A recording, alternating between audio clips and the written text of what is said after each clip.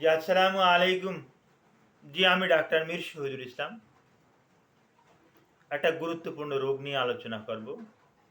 রোগটার নাম necrotic fasciitis. এই নেক্রোলাইজিং fasciitis এই রোগটা এক ধরনের ব্যাকটেরিয়া দিয়ে হয়। ব্যাকটেরিয়াটার নাম beta haemolytic streptococcus. Beta haemolytic staphylococcus. এই জীবাণুগুলো দ্বারা মানব শরীর আক্রান্ত হয়। এটা শরীরের যে কোনো অঙ্গ প্রত্যঙ্গে এটা হতে পারে। এটার লক্ষণ কি? এটার লক্ষণ ত্বক লাল হয়ে যাবে, ত্বকের নিচে চুলকাবে,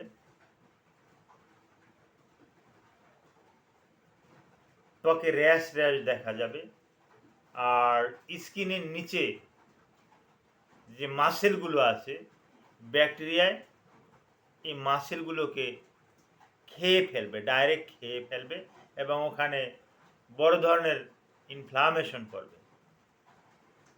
ওখানে একটা ইনফেকশন প্রদাহ সৃষ্টি হবে। আমরা এক কথায় এটাকে মাংসক্ষেকো রোগও বলে থাকি।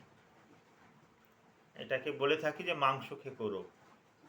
শরীরের যে স্কিনের নিচে যে মাংসটা আছে এটা লস হচ্ছে, এটাকে খেয়ে ফেলছে ব্যাকটেরিয়ায়। আশ্চর্য লাগে। এরকমের সমস্যা দেখা গেলে আপনার যত দ্রুত সম্ভব অভিজ্ঞ চিকিৎসকের সাথে যোগাযোগ করবেন। অভিজ্ঞ চিকিৎসক আপনাকে কিছু টেস্ট দিবে, তার ভিতরে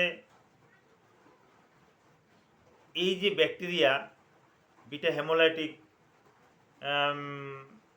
স্টেফাইলোকক্কাস, বিটা হেমোলাইটিক স্ট্রেপ্টোকক্কাস, এগুলা কিন্তু অত্যন্ত শক্তিশালী জীবাণু।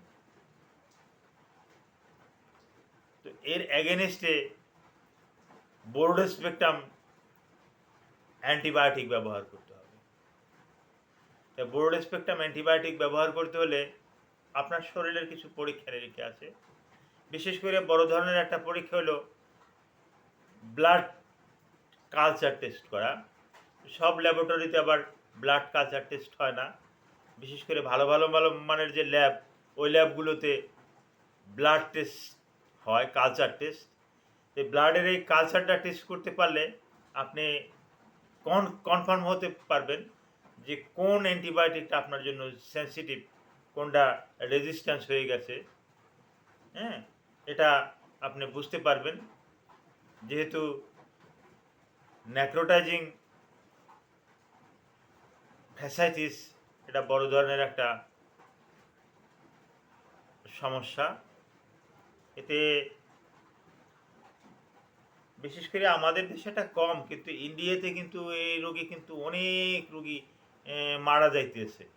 হ্যাঁ, আর দেখাও যাচ্ছে কেউ যদি ভালো হয়েও যায়, হ্যাঁ, এই নেক্রোলাইজিং ফ্যাসাইটিস থেকে, তাহলে সে ওই পঙ্গুত্ব বরণ করতে হয় সারাটা বছর, সারাটা জীবন যতদিন বেঁচে থাকে।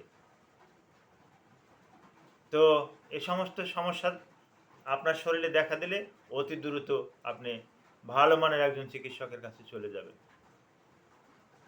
সবাইকে ধন্যবাদ।